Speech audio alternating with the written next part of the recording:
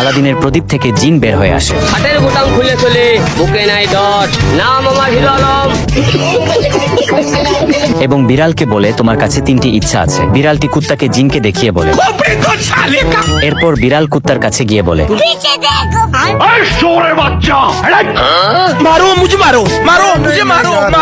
কুত্তা যখনই বিড়ালকে মারতে যাবে জিন এসে কুত্তার দেহ গায়েব করে দেয়। এরপর কুত্তা বিড়ালের পিছনে লেগে যায়, কিন্তু জিন তার সামনে একটি দেয়াল বানিয়ে দেয়, যার ফলে বেচারা চ্যাপ্টা হয়ে যায়। তো বিড়াল দড়ি বেয়ে উপরে উঠে গায়েব হয়ে যায়, কিন্তু কুত্তা যখন উপরে ওঠে নিচে থেকে তখন জিন দড়িতে আগুন ধরিয়ে দেয়। তারপর জিন কুত্তার পিছনে অনেকগুলো জংলি প্রাণী ছেড়ে দেয়।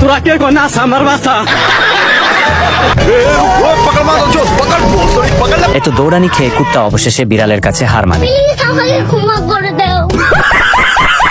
খরগোশ বিপদ দেখে পালিয়ে যায়। এদিকে মোসালা কাকু হাতি নিয়ে আসে দেয়াল ভেঙে খরগোশকে মারার জন্য।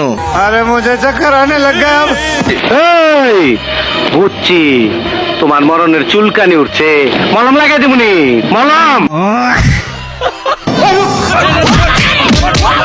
এরপর মোসালা কাকু খরগোশকে মারার জন্য হাতিকে দিয়ে বড় বড় পাথর ছুঁড়ে মারে। খরগোশ বিরক্ত হয়ে মরিচের গুঁড়া হাতির নাকের উপর ছেড়ে দেয়।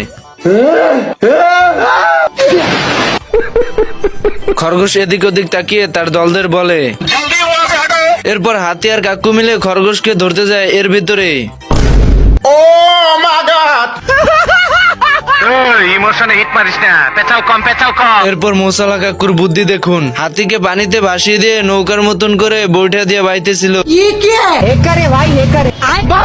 তোরে আমি গান শুনামু সুরে।